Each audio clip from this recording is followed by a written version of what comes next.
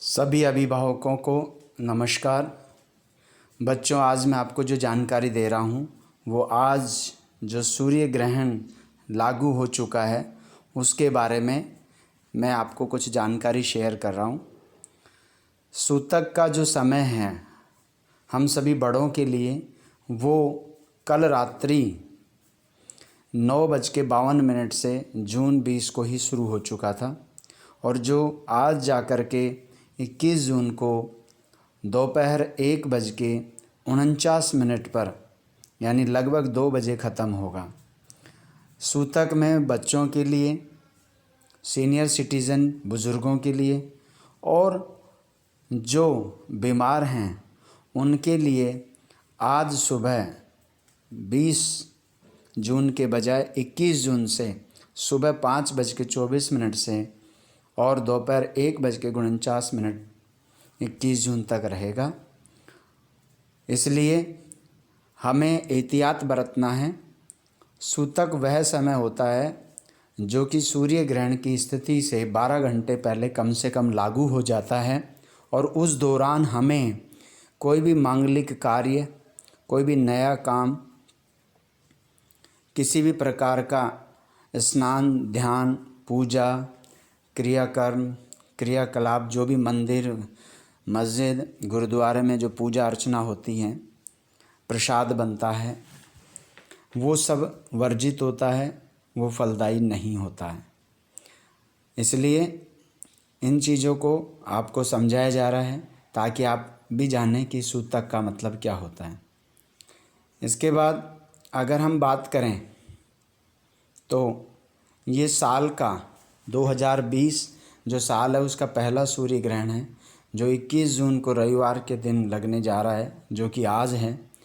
इसमें सूर्य वलयाकार स्थिति में होगा, वलयाकार आकृति में होगा और ग्रहण की शुरुआत अगर बिल्कुल एग्जैक्ट बात की जाए तो भारतीय समय अनुसार 10:20 से शुरू हो जाएगा ये और इसकी समाप्ति वही दोपहर 1:49 तक रहेगी।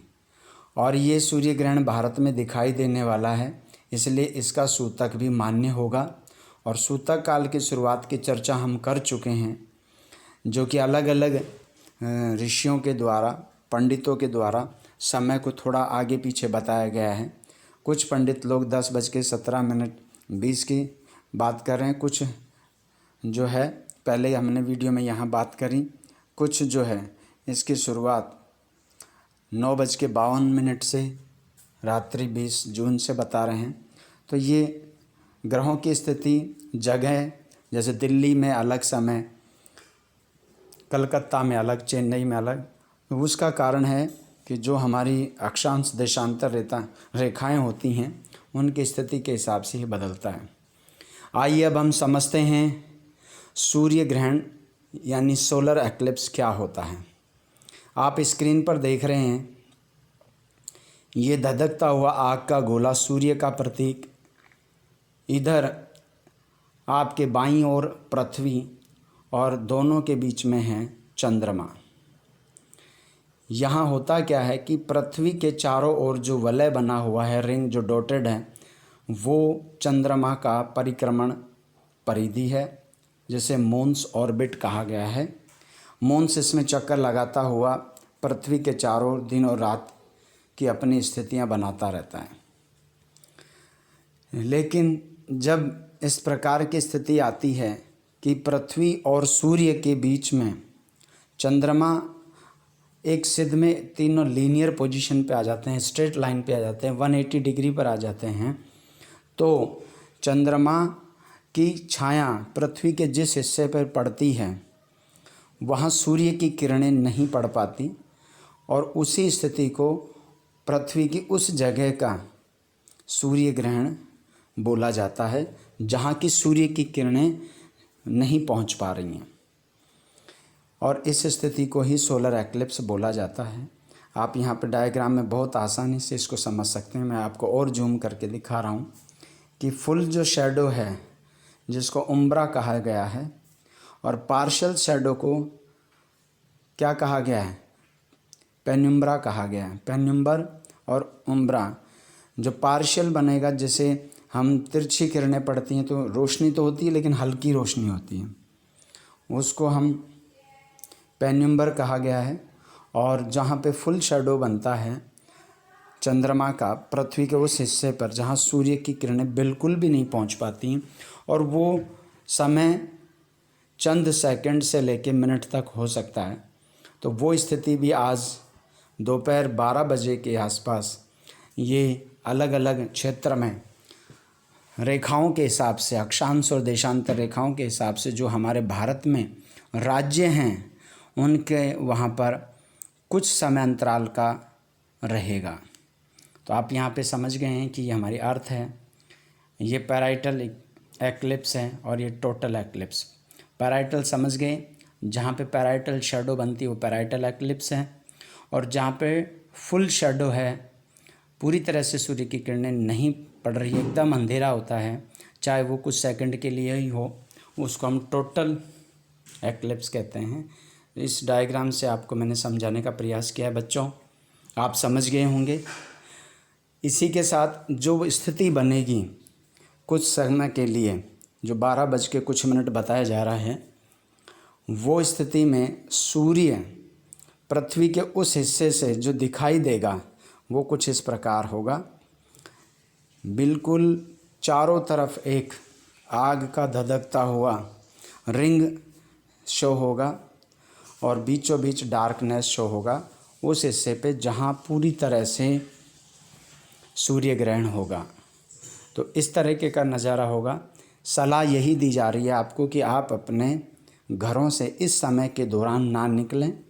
सूर्य की जो इस समय की जो किरणें होती हैं वो हमारे स्वास्थ्य के लिए हानिकारक होती हैं, इसलिए हमें उनसे बचना चाहिए। तो ये आप पूरी तरह से समझ चुके होंगे कि किस तरीके से एक रिंग शेप में, लाल रिंग शेप में दिखाई देगा। तो ये देखना संभव नहीं है और देखना उचित भी नहीं है बिना सही उपकरण के, इसलिए मैंने आपके लिए ये जानकारी के लिए, आपको दिखाने बताने के लिए आपको यहाँ मैं वीडियो शेयर कर रहा हूँ, आपको समझाने का प्रयास कर रहा हूँ। अगर हम बात करें और तो सूर्य ग्रहण का जो समय है वो 9:15 से सुबह से शुरू होकर 12:10 पर दोपहर में पूर्ण सूर्य ग्रहण दिखाई देगा। इस दौरान कुछ देर के लिए हल्का सा अंधेरा छा जाएगा। उसके बाद 3:04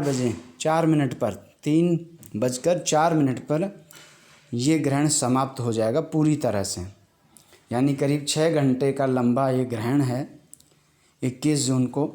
और लंबे ग्रहण की वजह से पूरी दुनिया में इसकी चर्चा हो रही है और देश की राजधानी दिल्ली में ये सूर्य ग्रहण की शुरुआत बताई गई है 10:20 के करीब, और ग्रहण दोपहर 12:02 पर अपने पूर्ण प्रभाव में होगा दिल्ली में। तो इसलिए आपको मैंने करीब 12 बजे का जो समय बताया है वो यही है कि कुछ जगह 12:02 है, कहीं 12:10 है। वो अक्षांश और देशांतर रेखाओं की जो स्थिति है पृथ्वी पर, जो हमारे भारत देश में राज्य हैं उनकी स्थिति के हिसाब से उनका समय है, और पूर्णतः 1:49 पे इसकी समाप्ति होगी और पूरी दुनिया में 3:04 पे ये ग्रहण समाप्त होगा। तो देश के अन्य शहरों में भी ग्रहण के समय में कुछ अंतर देखने को उन अक्षांश और देशांतर रेखाओं की वजह से मिलेगा। ओके प्यारे बच्चों, आप शायद समझ चुके होंगे कि सूर्य ग्रहण की क्या स्थितियां हैं।